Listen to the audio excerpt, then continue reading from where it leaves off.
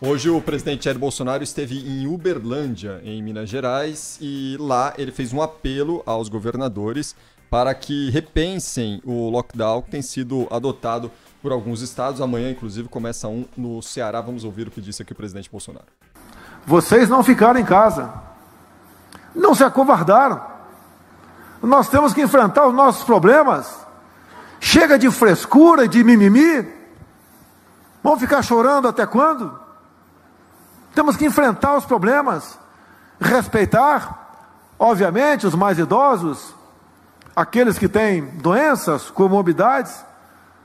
Mas onde vai parar o Brasil se nós pararmos? A própria Bíblia diz: não temas. Eu sou católico, acredito em Deus, respeitamos as religiões, mas se ficarmos em casa o tempo todo e dizer que a economia a gente vai ver depois, uma parte já estamos vendo agora o que foi essa política. Qual o futuro do Brasil? O efeito colateral do tratamento errado do Covid, que eu venho falando há um ano, é muito mais danoso que o próprio vírus. Só para pontuar aqui onde estava o presidente Bolsonaro, estava falando ali para produtores rurais num evento na entrega do trecho da ferrovia Norte e Sul. O presidente também que teve contato ali com apoiadores, né? E aí é o momento delicado, né, Cláudio? Porque aí ele dá uma chutada no pau da barraca, né? Mas é sobretudo assim, produto de desinformação, né? Quando o presidente disse que, o lockdown não funcionou em lugar nenhum do mundo, isso é desinformação, né? Na verdade, assim, não houve muitas opções ao lockdown, né, mundo afora, mas foi dessa maneira que os países têm enfrentado essa questão. O Brasil, agora, a rigor, está enfrentando aquela segunda onda que era tão temida, né? Uma segunda onda que alcançou a Europa primeiro, né? Porque ali, enfim, começou, ali era... chegou primeiro, na verdade, antes do Brasil, chegou na Europa a crise do Covid-19, né? Tanto assim que o primeiro caso no Brasil já é um caso importado da Itália, a gente se lembra disso, né? Foi de um brasileiro que estava na Itália que voltou infectado, foi o primeiro caso registrado aqui. A Europa, portanto, começou muito antes do que o Brasil, tanto quanto a segunda onda na Europa também começou antes da do Brasil, que agora, a rigor, para muitos especialistas, vive a segunda onda agravada com a suspeita aí de surgimento de variantes, aquelas coisas todas. Mas, a rigor, nós estamos vivendo aquela segunda onda que já graçou a Europa inteira, né? Esta semana na Europa tem sido, eu vi aqui no noticiário de hoje, lá nos jornais europeus, há um crescimento médio de 9% só esta semana de novos casos de Covid-19 na Europa. Quer dizer, continua lá. O problema é muito sério. E os países europeus têm enfrentado essa questão com o lockdown, né? É claro que isso provoca grandes prejuízos, grandes transtornos, provoca queda da atividade econômica, né? A gente viu aí o que aconteceu com o PIB do Brasil, em razão da paralisia da atividade econômica no ano passado. Um PIB que caiu bastante, mas não chegou nem a metade do que se propagava, né, se propalava em relação ao PIB brasileiro, mas caiu bastante, e isso foi decorrente exatamente da paralisia da atividade econômica. O prejuízo é enorme para todo mundo, para todo o planeta, né?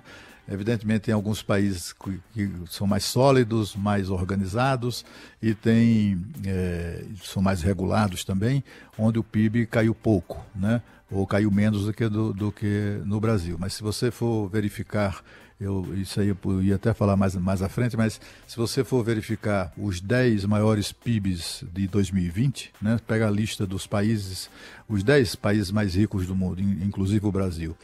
O Brasil só teve um desempenho do PIB pior do que a China e os Estados Unidos. Os Estados Unidos, a China ficou em primeiro lugar, porque cresceu 2,3%. É um crescimento muito baixo, né, para os padrões chineses de crescimento fora da pandemia. Os Estados Unidos o PIB caiu 2,3%. E em seguida vem o Brasil, com 4,1%. A partir daí, todos os países do chamado G10 tiveram um desempenho do PIB muito pior do que o do Brasil. Se você for verificar países como Espanha, França, foi 10, 11% de queda.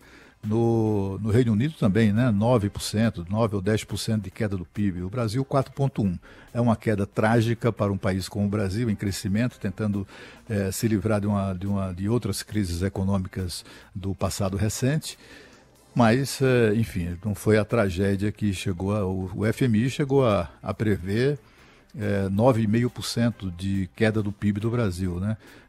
Os economistas eram unânimes aqui no Brasil, meio que prevendo e meio que torcendo pela tragédia, né? Apontava também por aí, 9, 10% de queda do PIB. Eu me lembro que quando entrevistamos o economista-chefe do Bradesco no jornal Gente, e ele falou que ele foi o primeiro especialista a prever uma queda menor do que se propalava do PIB do Brasil em 2020. Ele falou em 5,6%, que já era uma tragédia monumental. Ele foi xingado de bolsonarista, de não sei o quê, porque ele teve a ousadia de fazer uma previsão menor do que os negacionistas, né, os negativistas, na verdade, pediam até para o Brasil. Mas o fato é que o país vive uma situação muito difícil do ponto de vista da contaminação, estando vivendo a segunda onda ou não. E não há nenhum outro remédio conhecido a não ser o do lockdown, né? Acompanhado, é claro, agora com a vacinação. Não tem outra. Quando o presidente diz que lockdown não funcionou em lugar nenhum do mundo, isso é desinformação. Ou ele não sabe, ou está distorcendo fatos que chegaram ao seu conhecimento, né? O Reino Unido está tudo parado, a Europa inteira, né? Portugal está as ruas vazias, né? Eu tenho muita ligação com Portugal, amigos, queridos lá, e eles me fazem relatos dramáticos da situação que vive, do ponto de vista da economia, em razão do isolamento, né, que vivem os portugueses. Portanto, assim, o lockdown é um remédio amargo, é ruim, ninguém gosta, mas não há outro.